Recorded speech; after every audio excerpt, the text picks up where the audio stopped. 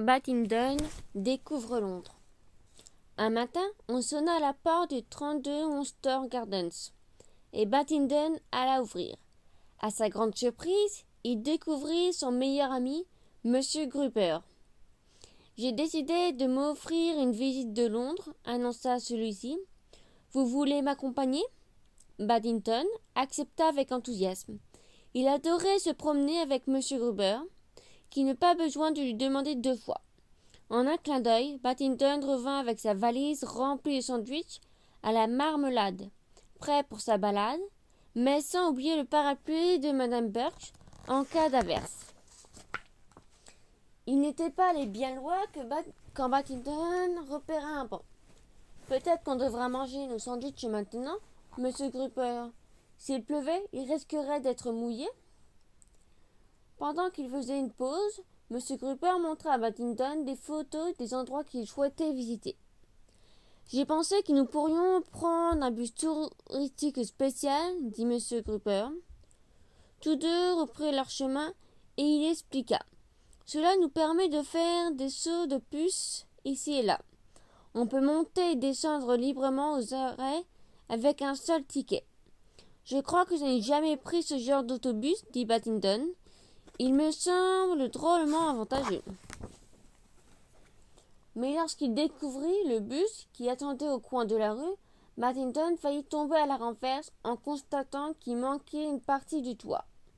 Le chauffeur a dû passer par erreur sous un pont trop bas, s'exclama-t-il. Monsieur Gruber éclata de rire. Vous inquiétez pas, monsieur Brown, l'impérial est découvert pour que le passager puisse admirer les monuments. Allez donc faire la queue pendant que je vais acheter nos tickets. Ainsi, nous aurons sûrement des places à l'avant. Excellente idée, dit le contrôleur. Le monde appartient à ceux qui se lèvent tôt, et j'attends un groupe de touristes étrangers d'un instant à l'autre. Le contrôleur s'adressa alors à Batington. Peut-être serez-vous intéressé par notre brochure. Elle vous fera découvrir notre circuit en détail, et elle existe en plusieurs langues. Batington était très impressionné. Merci beaucoup, dit-il. J'aimerais la voir en péruvien, s'il vous plaît. En péruvien? Répéta le contrôleur. Je crains que cette langue ne soit pas très demandée. Comment ça? S'exclama Batington. Tout le monde parle le péruvien. Enfin, fond du Pérou. On n'a même pas besoin de le demander. Il lança à l'homme un regard surpris. Attendez ici, dit le contrôleur, un peu nerveux. Je vais voir ce que je peux faire. Le contrôleur venait à peine de disparaître que Batington vit tout un groupe s'approcher.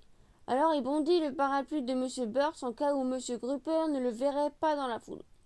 Désolé pour le retard, dit le chef du groupe, tout essoufflé, nous avons été retenus. Batington le salua poliment d'un coup de chapeau.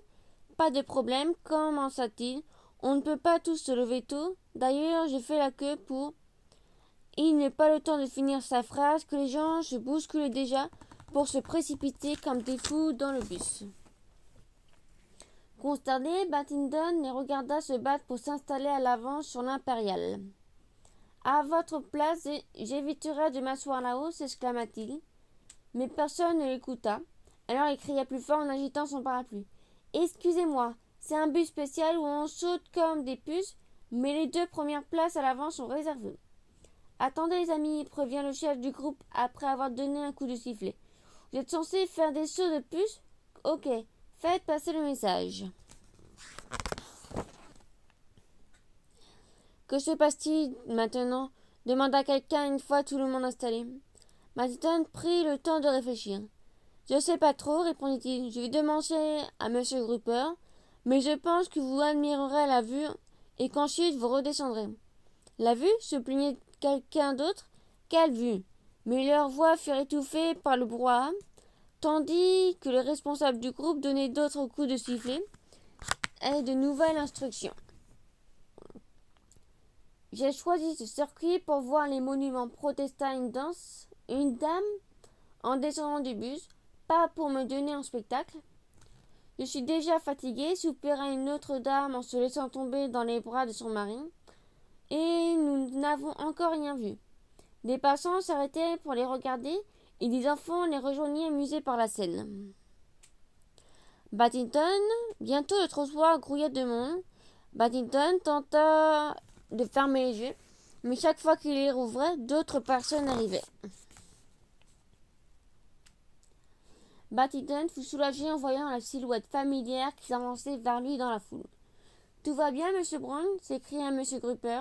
« Cet endroit est un véritable champ de bataille. »« Exact, Monsieur Grupper, » dit Paddington. « J'ai essayé de garder nos places à l'avant, mais je n'ai pas été assez rapide. Le contrôleur m'a donné cette brochure. Il est désolé qu'il ne soit pas en péruvien, mais en anglais. Il m'a conseillé de le feuilleter dans un coin tranquille, le temps que toute cette agitation se calme. Il y a un petit café là-bas. Je pars en avance pour nous réserver une table. » Monsieur Grupper venait à peine de s'éloigner que Paddington sentit les premières gouttes de pluie sous le bout de son museau. Il ouvrit donc son parapluie et suivit son ami.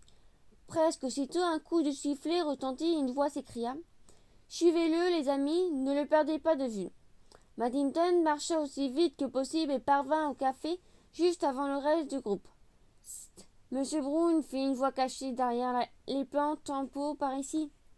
J'ai commandé du chocolat. » « Buvez doucement, Monsieur Brown, prévient Monsieur Grupper, tandis que la serveuse apportait 2 tasses fumantes. Ce cacao a l'air très chaud et il risque de nous trahir. Je commence à regretter de ne pas avoir apporté mon déguisement, dit Paddington, tandis que le groupe de touristes franchissait bruyamment le porte du café. Vous voilà, s'écria le chef, je n'ai jamais vu un guide aussi difficile à suivre. Un guide répliqua Paddington. Eh bien, vous teniez votre parapluie en l'air, dit l'homme. C'est ce que font les guides pour que leur groupe ne se perd pas. Je ne suis pas guide, se défendit Paddington. Je suis un ours. Tout le monde se tut en apprenant la nouvelle. Vous voulez dire que toute cette histoire de saut de puce n'a servi à rien? Se plaignit l'un des touristes. Je pensais que c'était une coutume anglaise un peu bizarre. Qu'allons-nous faire à présent? S'écria quelqu'un d'autre. Notre ruse est partie sans nous. Paddington regarda par la vitre, la pluie tombait. Puis sa brochure. Je crois que j'ai une idée, annonça-t-il. Après avoir expliqué ce qu'il avait en tête, il attendit que tout le monde soit installé. Puis pendant que M. Grupper montrait ses photos l'une après l'autre, Paddington lut la brochure sur les mots ne correspondaient pas toujours aux images. Personne ne s'en rendait compte, et à la fin, quand le soleil se remet à briller, le groupe de touristes applaudit. « C'est le plus beau circuit que j'ai jamais fait !» s'exclama quelqu'un, quand tout le monde approuva. J'ignorais que le palais de Buckingham atteignait 60 mètres de haut, dit une dame, alors que les gens commençaient à s'en aller. Je crains d'avoir confondu avec la colonne de Nelson, expliqua Paddington. C'est un peu difficile quand on a des pattes et j'ai dû tourner 2 pages en même temps. Peu importe, dit un monsieur, ces sauts de puce nous ont fait le plus grand bien. Je me suis pas senti aussi en forme depuis des années, et en sortant pour montrer leur satisfaction, les touristes lancèrent 1 ou 2 pièces de monnaie dans le parapluie de Paddington.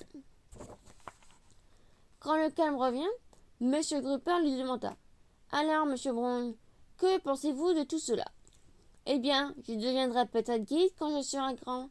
Ça me paraît un excellent travail lorsqu'il pleut, à condition d'apporter son propre parapluie. » Fin. D'apporter son propre parapluie. Fin.